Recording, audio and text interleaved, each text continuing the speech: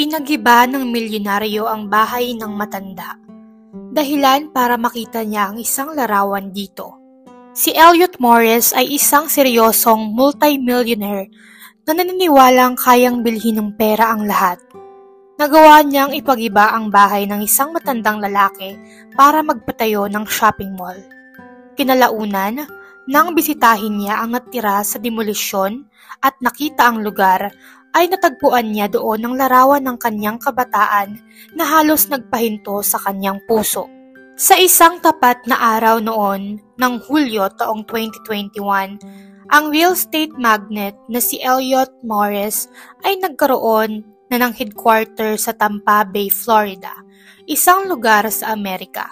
Si Elliot ay kilala ng kanyang mga katrabaho bilang isang lalaki na gagawin ang lahat para makuha ang kaniyang nais. Kilala siyang nagpapasa ng kanyang karunungan sa kanyang bata-bata pang mga empleyado. Kada meetings, sinasabi ng malinaw at malakas ang sikreto ng tagumpay at pagtupad ng pangarap. Nagsimulang tumaas ang ambisyon ni Elliot noong siya'y bata pa lamang. Simula nang siya'y makagraduate sa economics sa kilala at pinag-uusapang Harvard University.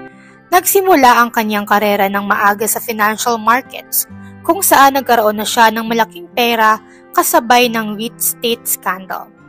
At sa naganap noong 2008 na stock market crash. Simula noon, si Elliot ay wala na lamang pinagkaabalahan kundi ang bumili ng bahay at ilang property mula sa mga taong nalalagay na sa bankruptcy. Nakagagawa siya ng deal sa bawat ektarya ng lugar ng mas mababa pa sa dapat nitong presyo at napapakinabangan ito sa mas malaki pang halaga. Kaya mas nais niyang makipag-deal sa taong nagigipit dahil mura sila magbenta, maisalba lamang ang kanilang sarili sa pagkakautang. Dito na mas nanaig ang pagkahangad ni Elliot sa pera, kaya simula nang mapadako si Elliot ng Florida, ay nagsimula siya agad sa ilang ambisyosong proyekto. Una na nga sa lahat ang pagtatayo ng isang shopping center at ang blueprint ng idea na ito sa computer ay naayos na. Ang kulang na lamang ay ang perpektong lokasyon kung saan ito gagawin bago masimulan ang lahat. Sa kanyang paghahanap ay nakakita siya ng 2 malaking piraso ng lupa na talagang nababagay para sa kanilang proyekto. Pero may isang problema. Isang matanda doon na nagngangalang Joe Broke ay nakapagtayo ng simpleng bahay sa pagitan ng lupa na yon na kanilang kailangan. Si Joe ay isang simpleng pensioner lamang na maraming mortgages na dapat bayaran. Mga mortgages na ang nagpondo ay walang iba kundi si Elliot na siya ring presidente. Si Elliot ay nagkaroon ng tsansa dahil doon. At nagkaroon na rin siya ng pagka-obsess sa lugar kung mahahagip ang bahay ng matanda. Hindi lamang dahil magandang lugar ito para sa pagpapatayo ng plano niyang negosyo, kung hindi dahil espesyal din ang lugar na yon sa kanya. Dahil doon siya isinilang at lumaki. Dagdag pa na ang memorya ng kanyang mahirap na kabataan noon ay sariwa pa sa kanyang isipan.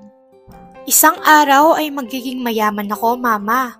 Bibigyan ko po kayo ng karangalan at ang ating pamilya.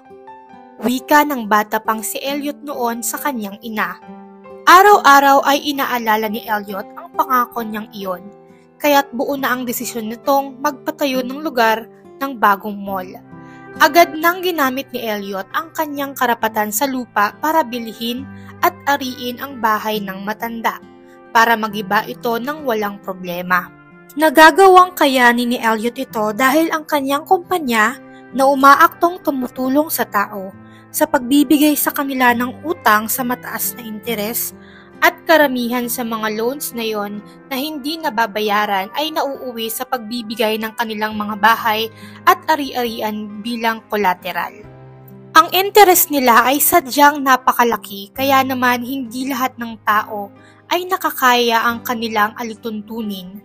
Nagagawa ni Elliot na bilhin ang mga bahay nila sa napakababang halaga dahil sa kanilang pagkakabaon sa utang.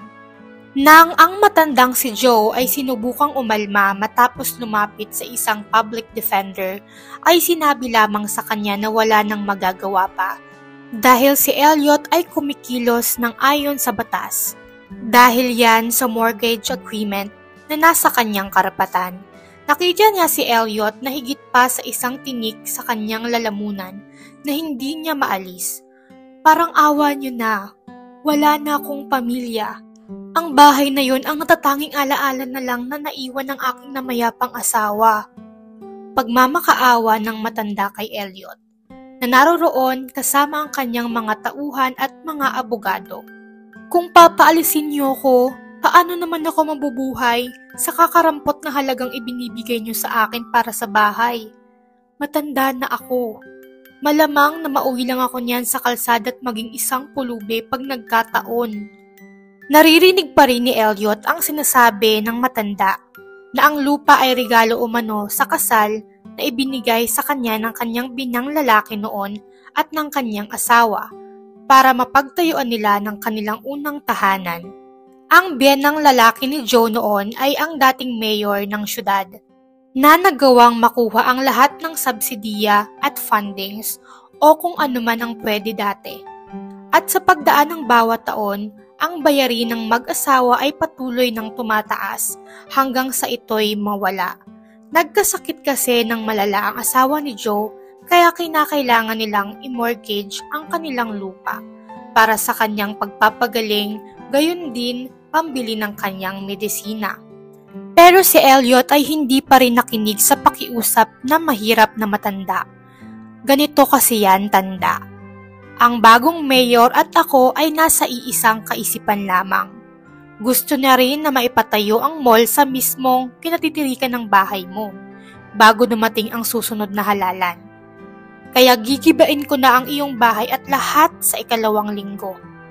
May 14 na araw ka pa para maayos at umalis kasama ang perang ibibigay ko sa inyo bilang kompensasyon. Malinaw ba? Natahimik na lamang din ng matanda at hindi na nakapagsalita pa. Wala siyang tinatanggap na kahit barya lamang kapalit ng kanyang bahay. Gayunpaman ay wala siyang magawa sa kanyang sitwasyon. Si Elliot Morris ay isang istrikto at walang awang negosyante. Nagawa pa niyang lingunin ng 1 beses pa ang matanda bago tuluyang umalis.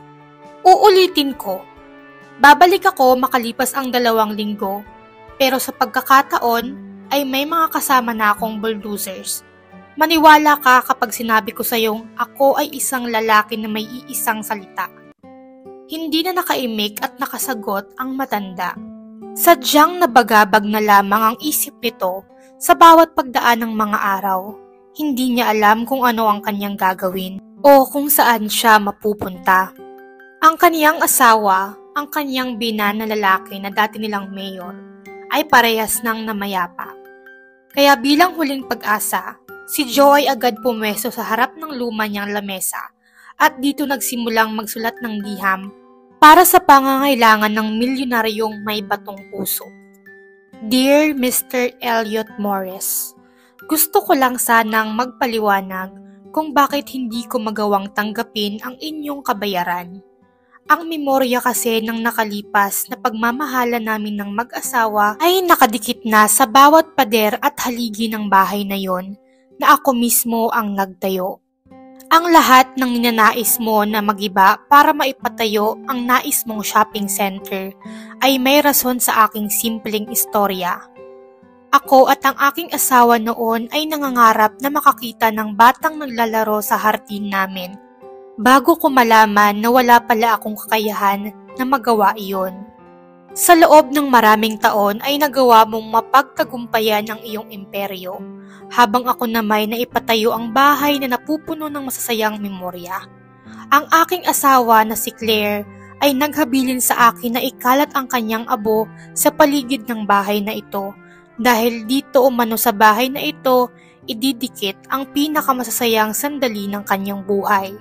Yan ang dahilan kaya't napangako ko sa kanya na anuman ang mangyari ay pakakaingatan ko ang bahay na ito hanggang sa aking kamatayan. Kung kailan sa panahon na yon ay maipapasa ang lupang ito sa isang orphanage para matirhan ito ng mga bata na makapaglalaro sa bakuran gaya ng aming pinangarap. Kaya pakiusap, Sana'y pag-isipan niyo muna ang proyekto at sana'y pagbigyan mo sanang matupad ang aming mga pangarap. Dumadalangin sa'yo, Joe Brook. Agad gumawa ng paraan si Joe para maipasa ang sulat. Pagkatapos ay nagkakatok na sa bawat bahay na siya para kumalap ng pirma para sa isang petisyon. Sa una ay hindi naunawaan ng tao ang kanyang kailangan, pero nang mapag-alaman nilang pinipigilan pala ng matanda ang pagtatayo ng mall sa kanilang lugar, ay nilait na nila ito at tinawanan. Sa puntong yon, ay napagtanto niyang ang kanyang kapitbahay ay pabor at nasasabik na sa pagbubukas ng mall, lalo't makakataas ang proyektong ito sa real estate value ng kanilang kabuuang rehiyon. Ang 2 linggo ay nagdaan sa matanda na para bang isang bangungot sa puntong gumagamit na siya ng tranquilizers para lamang makatulog. Umaasa siyang ang liham niya na sana'y magkaroon ng epekto o may milagrong maganap para mabago ang kaisipan ng mayamang lalaki. Matapos maayos ang kanyang mga gamit, ay hindi na niya napaghandaan ng pagkakataon. Dumating na rin sa mismong araw na yon ang demolition team na pinangungunahan ni Elliot. Ni hindi nagkaroon ng pagkakataon si Joe na makainom ng kahit na kape man lamang.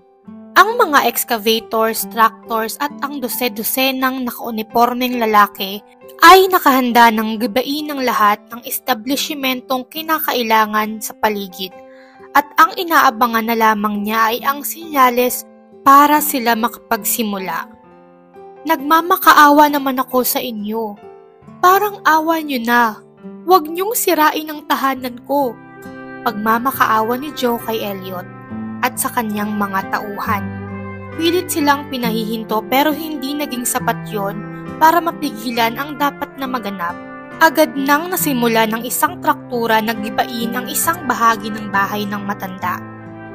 Di ba sinabi ko naman sa iyo na mag-ayos ka na at umalis? Pwes hindi ko na problema yan. Alam mo, ganito na lang. Kunin mo na kasi ang cheque na ito.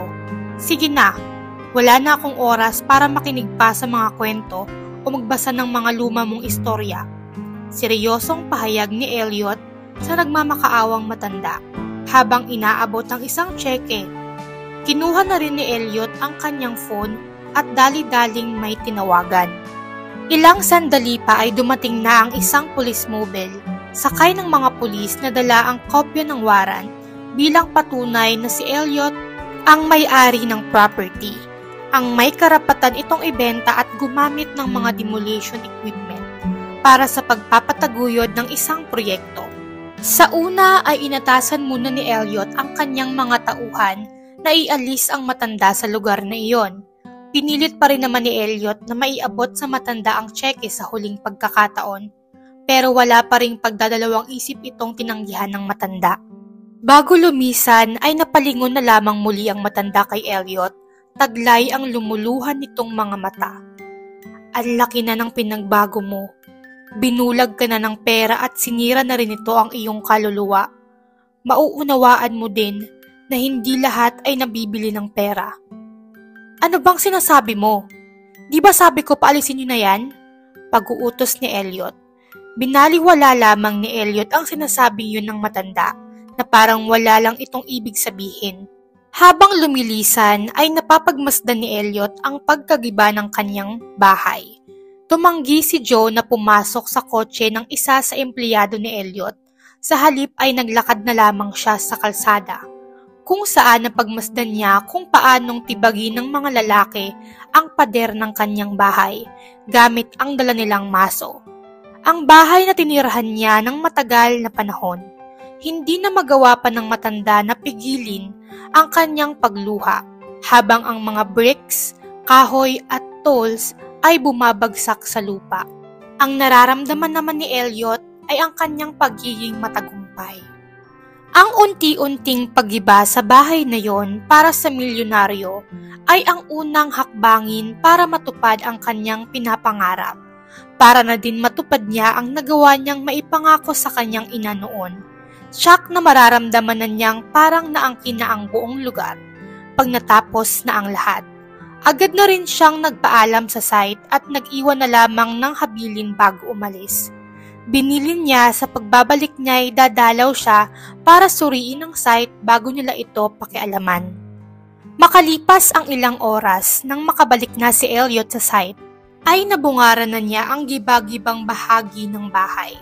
Nagtataka siya kung ano ba ang iniiyak ng matandang iyon sa isang bahay na para sa kanya ay wala namang halaga. Habang nilalakad ang bawat basag na nabahagi ng ginibang bahay, ay bigla na lamang nasira ang kanyang sapatos nang sumabit ang isang gilid nito sa isang bubog. Nang mapatingin ay napagtanto ni Elliot na nagmula ang bubog na yon sa isang nasirang picture frame. Dito napansin ni Elliot ang isang larawan na sadyang pumukaw ng kaniyang interes. Agad niya itong nilapitan at maingat na kinuha para makita ng maayos. "Ma? Imposible. Anong ginagawa nito dito?" sambit niya. Habang inaalisan ng alikabok ang sira ng picture frame, agad nagmadali si Elliot bumalik sa kanyang kotse para makumpirma ang lahat. At walang duda na ang larawan nga na yon ay ang larawan ng kanyang ina at siya bilang sanggol na nakahiga sa hita nito. "Ako to," kanyang wika. Sadyang naguluhan si Elliot. Ano nga ba ang ginagawa ng larawan na yon sa bahay ng isang matanda? Para masagot ang kanyang mga katanungan, ay agad na sumakay si Elliot sa kanyang mamahaling sasakyan at nagmaneho para puntahan at hanapin ang matanda. Nang kanya itong makausap, si Joe ay nasa isang hotel room. Nalulungkot pa rin sa mga kaganapang nangyari sa kanya, nang biglang nakadinig siya ng malakas na pagkatok sa pintuan. Agad naman niyang binuksan ang pinto para alamin kung ano ang nangyari. Pero sa muling pagkakataon ay ang milyonaryo na namang si Elliot ang kanyang nabungaran. "Ikaw? Anong ginagawa mo dito? Hindi ka ba masaya?" Naiiyak na wika ng matanda nang makita ang batang investor. "Pati ba dito may sisirain ka? Ano na naman ang sisirain mo?" Agad kinuha ni Elliot ang kamay ng matanda para iabot ang larawan na kanyang natagpuan. Pero hindi na ito tinignan pa ni Joe dahil sa galit. "Bakit may larawan ka sa nanay ko?" "Ang nanay ko yan at ako na nasa larawan." "Kilala mo ba ang nanay ko? Anong koneksyon mo sa kanya?" Single parent ang pagkakakilala ni Elliot sa kanyang ina, kaya nang matagpuan niya ang larawan nito sa nag-ibang bahay ni Joe, ay nagkaroon siya ng maraming katanungan. Si Joe ay ilang segundo ding hindi nakatugon, na mas lalong nagpainis lamang kay Elliot, pero nagawa din naman ng matanda ang maglahad ng katotohanan. Dito na naikwento ng matanda ang isang kwento na matagal na niyang tinatago. 30 taon na umano ang nakaraan. Si Claire, ang asawa ni Joe, ay naisipang mag-shopping isang araw noon at nakatagpo ito ng isang naiyak na babae, lumuluhang mag-isa sa isang bench sa park. Nilapitan naman ni Claire ang babae para magtanong kung meron mang problema at nalamang inabandon na pala ito ng kanyang kasintahan at ang dahilan ng lahat ay isang biyaya para sa babae na yon. Dahil may dinadala na ang babaeng yon na sanggol sa kanyang sinapupunan. Nataon umano na ang lalaking nakabuntis sa kanya ay hindi interesado sa pagiging isang ama. Nang madinig ang kwentong yon ay bigla na lamang napaluha si Elliot ng bigla. Anong nangyari? Sariwa pa sa alaala ni Joe noon ang araw kung kailan nag-uwi si Claire ng isang buntis na babae sa kanilang tahanan. Binigyan nila ito ng maayos na maisusuot, pinagtimpla ng mainit na kape at pinaglaanan ng simpleng tahanang matutuluyan. Nilinaw ni Joe kay Elliot na ang kanyang ama ay inabandon na sila para sumama sa isang babae matapos itong malaman ang pagbubuntis ng kanyang ina. Dagdag pa na ang ina ni Elliot umano ay naninirahan sa bahay ng mag-asawa sa loob ng halos 5 taon.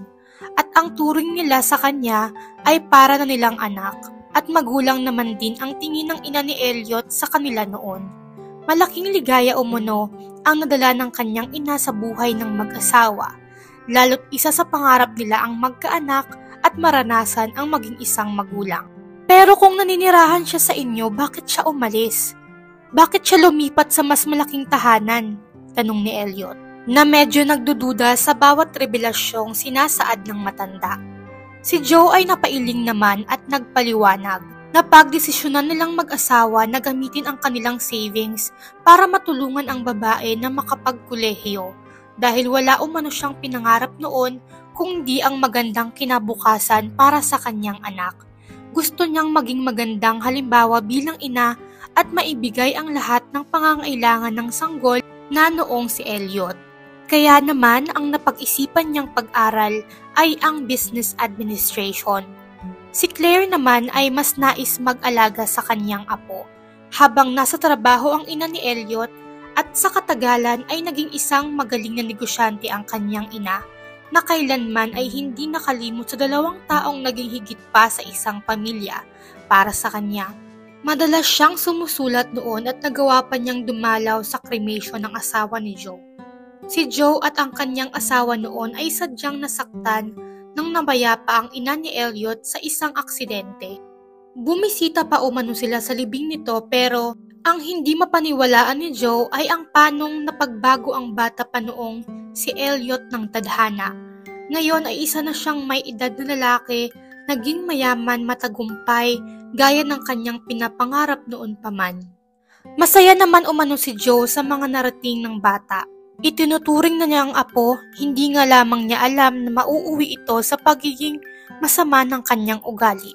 Sa puntong iyon ng kanilang pag-uusap, mas nadurog pa ang puso niya ngayon kaysa sa napagiba niyang bahay. Bigla na lamang siyang naipababawan ng mga nakalipas niyang memorya ng kabataan. Nakadama din si Elliot ng pagsisisi sa nagawa niya sa kanyang lolo. Napagtanto na ni Elliot ang malaki niyang nagawang pagkakamali at nangakong gagawin ang lahat para maisaayos ito. Agad namang niyakap ng matanda si Elliot bilang pasasalamat. Kinabukasan matapos ang revelasyon ay magkasama nang dumating sa site si Elliot at Joe, kung saan sinimulan na nilang planuhin kung paano masisimulan ang gagawin nilang pagsasaayos. Dito na inilabas ng matanda ang isang papel na naglalaman ng isang guhit na siya mismo ang gumawa. Agad naman itong ikinuha ni Elliot at tama nga siya sa kanyang inaasahan. Iyon nga ang blueprint o plano ng bahay ng matanda na nagsilbing dream house nila ng kanyang asawa. Huwag po kayong mag-alala, magkakaroon po kayo ng bahay at ang iyong asawa ay magkakaroon ng isang ampunan. Ang construction naman ay nagsimula din sa mismong araw na yon, hindi na para sa isang mall, kung hindi para sa pagnunumbalik na dating tahanan ng matanda. Ang mga trabahador naman ay mas lalong nagsikap ng madinig ang istorya ng matanda. Nang matapos ang lahat ay mas maganda na ngayon at mas magara ang tahanan ni Joe, na masikap at malinis na isinaayos ng mga profesional na manggagawa. Maging ang hardin doon ay na-renovate na ng maayos. Labis na nagpapasalamat si Elliot sa namayapang asawa ni Joe dahil sa pagtulong na ginawa nito sa kanya. Ganap na ring tinanggap ni Joe ang pag-amin ni Elliot sa kanyang pagkakamali, hanggang sa tuluyan itong maging maayos sa ngayon. Pag may nais malaman si Elliot sa kanyang ina, ay wala siyang ibang kinakausap kung hindi si Joe lamang, na ngayon ay itinuturing niyang lolo, at masaya naman si Joe sa nangyaring pagbabago sa kanya. At kung paanong naging daan ang bawat pangyayari para mamulat si Elliot sa labis na pagkasilaw sa pera. Natutunan naman ni Elliot na ang pera ay hindi kailangan sa lahat ng pagkakataon, dahil ibang ligaya ang nadarama niya ngayon, at wala itong katumbas na halaga, at ang inspirasyon niya dito ay walang iba kundi ang kanyang lolo na si Joe at lola na si Claire. Agad na ring tumulong si Elliot sa lahat ng orphanage sa kanilang syudad. Alam niya kasing dito din sana siya napunta kung hindi na taong walang tumulong sa kanyang ina. Kaya't labis-labis ang kanyang naging pasasalamat.